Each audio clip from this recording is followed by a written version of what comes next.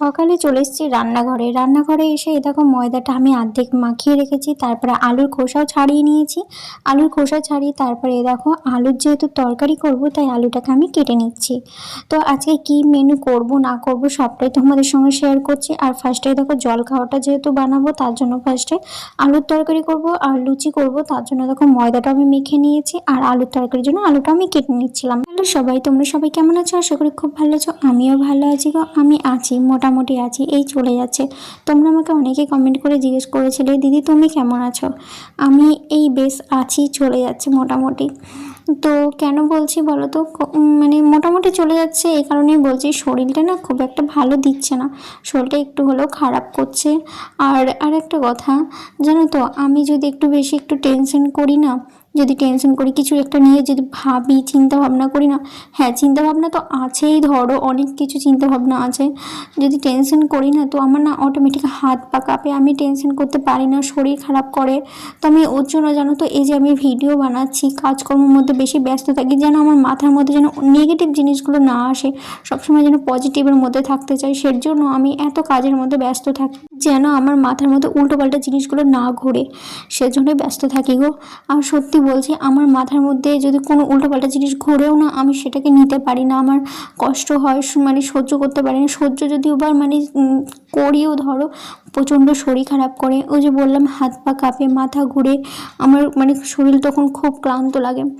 তো তবুও জানো তো, আমি চুপচাপ ধরো মানে এগুলো সহ্য করে নিতে পারি। আমি এতটাই এইসবের দিক থেকে এখন আমি চাপা হয়ে গেছি, আমি চট করে এখন এইসবের দিক থেকে মুখ খুলি না, মানে কষ্ট হলেও আমি মুখ খুলি না, কাউকে বুঝতে দিই না।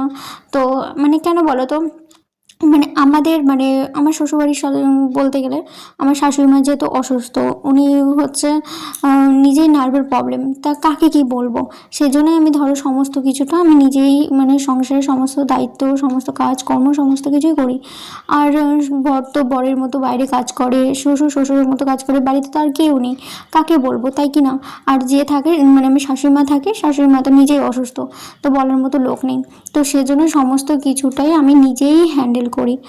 এখন যেহেতু একটু একটু করে বয়সটা বাড়ছে, সেজন্য না একটু হলেও বুদ্ধিজ্ঞানটা বেশ ভালো গাঢ় হচ্ছে, বুঝতে পারছি সমস্ত কিছুই। তো যাই হোক, অনেক কিছুই বলে দিলাম তোমাদেরকে। আর একটা কথা, তো আমি তো ধরো শ্বশুরবাড়ি ছেড়ে তো কোথাও যাই না, তোমাদের সঙ্গে তো এর আগে আমি শেয়ার করেইছিলাম, বলেছিলাম। আমার শুধু দিদা যখন বেঁচে ছিল, দিদা বেঁচে থাকলে আমি দিদা বাড়ি আসা যাওয়া করতাম, এটা বলেছিলাম। হ্যাঁ, আর যেহেতু আমার মাও আছে, তো আমাদের সঙ্গে এর আগে আমি শেয়ার করেছিলাম, মায়ের বাড়িতে গিয়েছিলাম আমি, ছিলাম কিছুদিন, সেটাও শেয়ার করেছি তোমাদের সঙ্গে সমস্ত কিছু। হ্যাঁ, তো আমি বলেছিলাম এটাও যে আমার দিদা থাকলে দিদা বাড়ি বেশি যাওয়া আসা করতাম। আর যেহেতু দিদা নেই, সেজন্য আমি কোথাও যেতে পারি না বা যাই না, শুধু শ্বশুরবাড়িতেই থাকি, শ্বশুরবাড়ির সমস্ত কিছুই তাই শেয়ার করি তোমাদের সঙ্গে। তো আজকে আমি ভেবেছি অনেক দিন পর মায়ের বাড়িতে যাব, যেহেতু মানে মন মেজাজটা খুব একটা ভালো নেই, ধরো মানে ভালো লাগছে না কিছুই। তো সেজন্য আমি বরকে বললাম, শ্বশুরমশাইকে বললাম যে আমি কদিনকার জন্য মায়ের বাড়ি থেকে ঘুরে আসি গা। তো বললো হ্যাঁ যা গিয়ে থেকে আগে, অরিতকেও বললো যা গিয়ে রেখে আসিস বিকেলবেলায়, এটাই বলেছে। তো দেখা যাক বিকেল হোক, তো আসলে যাব বলেছি। তো কদিন গেলে একটু যদি মানে মুডটা চেঞ্জ হয়, তাই কিনা বেশ ভালো লাগছে না কোনো কিছু, এটাই যা। আর যাওয়া বলতে কি বলো তো, আমার সত্যি কথা বলতে মায়ের বাড়িতেও সেরকম আমার যেতে ভালো লাগে না। কেন বলো তো, মায়ের উপরে যে একটা টান ভালোবাসা যে জিনিসটা, সেটা তো নেই। যে আমি যেটা মানে দিদার কাছে মানুষ হয়েছি, দিদার কাছে যে ভালোবাসা টানটা পেয়েছি আমি, সেটা যদি মায়ের কাছে পেতাম, হ্যাঁ মা আমাকে জন্ম দিয়েছে কিন্তু তারপর থেকে কোনো মানে কেয়ার করা কোনো কিছুই না, একটা যে মেয়েকে জন্ম দিয়েছে, তো একটা ভালোবাসা একটা টান থাকবে, তবে না আমার মানে যেতে ইচ্ছে করবে, থাকতে ইচ্ছে করবে ভালোবাসা। এখন কি বলতো, আমি বুঝেছি যে হ্যাঁ ওইটা আমার মা, সেজন্যই ধরো এখন তাছাড়া তো কেউ নেই। হ্যাঁ মাসি আছে, মাসির মতো আছে, মাসির কাছেও গিয়ে থাকতাম, তবে মাসির পরিস্থিতিটা এখন ধরো সেরকম ভালো না, খারাপ। তো ভাবলাম যাই মায়ের কাছেই দুদিন গিয়ে থেকে আসি গা। তো সেজন্য একটু মায়ের বাড়িতেই যাবো ধরো। আর কি বলো তো, আমাদেরকে তো বলেছি মায়ের প্রতি একটা টান ভালোবাসা সেটাই তো নেই, যে আমার মানে মায়ের প্রতি টানটা যেটা সেটা নেই বলে সেজন্য অতটা মানে আগ্রহ চেষ্টা নেই। যেহেতু মাও ধরো আমাদের বাড়িতে এখন আসা যাওয়া করে, এখন মিলটা একটু হয়েছে, এখন মানে কথাবার্তা হয়েছে, আগে যেমন একটু কথাবার্তা ছিল না, মিল ছিল না, এখন সেই মিলটা হয়েছে। তার জন্যই ধরো আমি অরিতকে বলেছি যে দুদিন আমাকে একটু মায়ের বাড়িতে রেখে আসো, তাহলে দুদিন গিয়ে থেকে আসি। আর কি বলো তো, মা মা ভালোবাসা আমি কোনোদিনই সত্যি পাইনি। মা যে জন্ম দিয়েছে, ঠিক আছে মানলাম, মা দিদার বাড়িতে মানুষ, দিদার বাড়িতে রেখে গেছে মানুষ করার জন্য, সবই মানলাম। ঠাকুমা পছন্দ করতো না মেয়ে, তার জন্য রেখে গেছে, সবই মানলাম।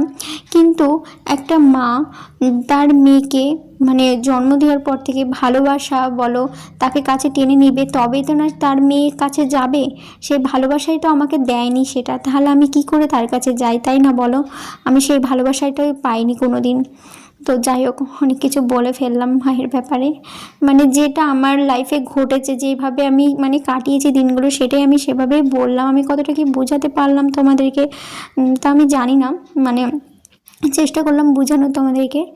তো সেটা আমি শেয়ার করলাম তোমাদের সঙ্গে। যাই হোক, তারপরে কিন্তু আমার এই দেখো দুপুরের রান্না কিন্তু কমপ্লিট হয়ে গেছে। দুপুরে রান্না কমপ্লিট করে আমি সমস্ত কিছু রেখে আসলাম।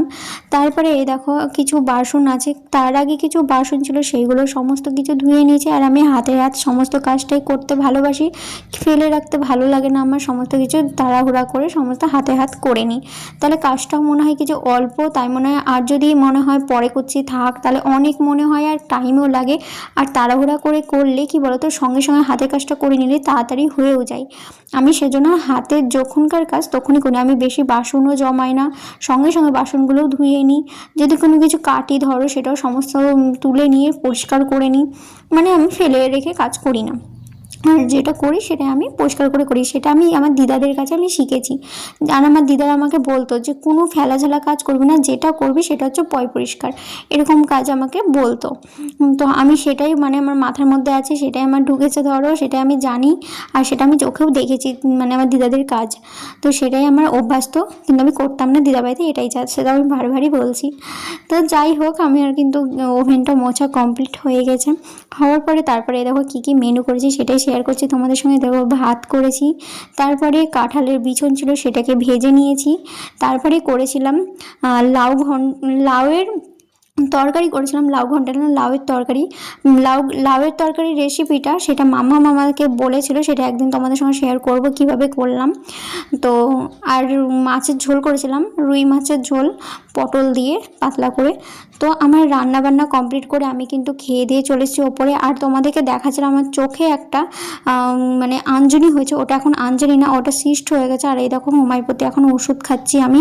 হোমিওপ্যাথি 3টে ওষুধ দেখলে, ওটা হচ্ছে সিস্টের, অ্যালার্জির আর হচ্ছে আঁচলির, এই ওষুধগুলো চলছে।